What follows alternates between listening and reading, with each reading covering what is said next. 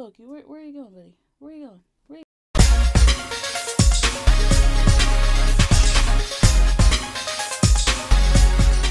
Hey guys, welcome back to my channel. So today we're reviewing Hellraiser, the 2022 version that just came out. It's starring Odessa Azion, Jamie Clayton, Adam Faison, Drew Starkey, Brandon Flynn, and Goran Visniuk. This time Clive Barker is not taking on the role as director. Instead, we have David Bruckner. So this time around, we have Riley, and she is a woman suffering from addiction, and she and her boyfriend, who she met in recovery, decide to steal something out of a storage garage, and it turns out to be the puzzle box. Through a bunch of mishaps, a lot of people end up dying.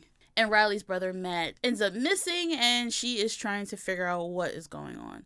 This is not necessarily a continuation of the original. It seems like this is a completely different timeline, and that this is a slightly different interpretation of the original. But I think this definitely takes more so from the second Hellraiser versus the first one. But it's the same ideology. So this time around, there are different configurations. The configurations of the puzzle box mean something, and each configuration requires a sacrifice. So a little blade comes out, it stabs people, the Cenobites come and take that person, and the puzzle box goes on to the next stage. And the last configuration grants you an audience with the Leviathan. This is a entity that we saw in the second Hellraiser movie. So Goran's character Voight, he is trying to reach this final stage of the configuration so he can ask for what he wants.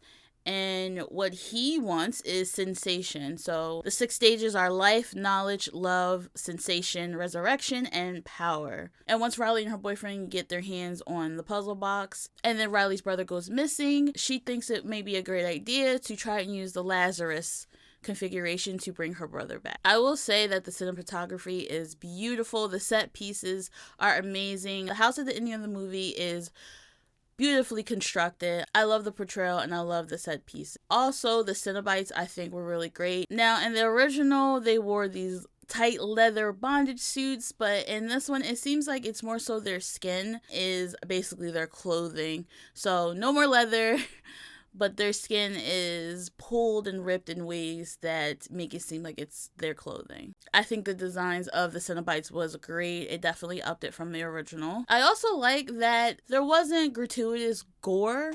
There is gore, and you would expect that from a Clive Barker story. The original movies definitely had a lot of gore. But this one, I think it found a great balance of being gory but not gratuitous and not over the top. I think it was just enough. The movie's definitely suspenseful. I don't feel that it was necessarily scary, but it was definitely suspenseful, and it made you feel uneasy. I think being creeped out is a lot more fun than being scared. I do feel like this was a great story, and I know there is an issue a lot of people have with reboots and remakes, but I think this did a really good job at paying homage to the original, yet trying something different and still having the heart of the original. I feel like these weren't people who just wanted to make a movie. They definitely put a lot of thought into the design and the story. And I do like the fact that Riley is a very flawed character. She is not someone that we necessarily like, and she makes some really dumb decisions that cause a lot of people to get killed, but you still kind of want her to succeed, and I really enjoyed her character. And I do think Odessa Azion was really great in this role. Everyone I think was pretty good.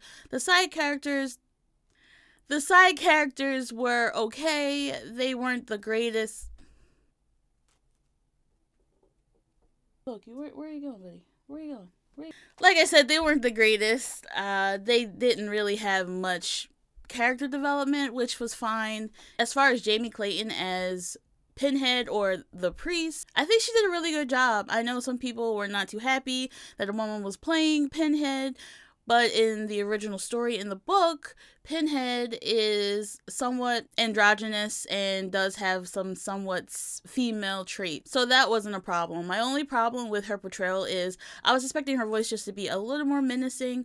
I think she definitely was intimidating, and I think she really did great in the role, but I really wish she had a British accent, and I think that would have added just a little something more to the role. We know Doug Bradley is the best, of course, and I'm not trying to compare her to him, but he has a very distinctive voice, and actually I think the Gasp, that Cenobite, I think she had a better voice than Pinhead in this movie.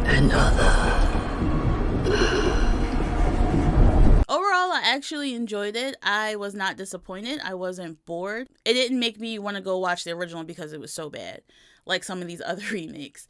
I actually enjoyed this, and this would be something I will watch again. So guys, that was my review for Hellraiser 2022. Check it out. It's on Hulu. It's really good. If you're a fan of the series, you will enjoy this movie. And I have something very special for Halloween coming up. I'm going to react to the movie Caroline because I have never seen it, and I heard it was a really great movie, and it's a little creepy, and I love creepy. So I'm going to record my reaction to watching that for the first time for Halloween. And let me know in the comments if there are any other scary movies you want me to watch for Halloween and react to. I've seen a lot of horror movies, I really have.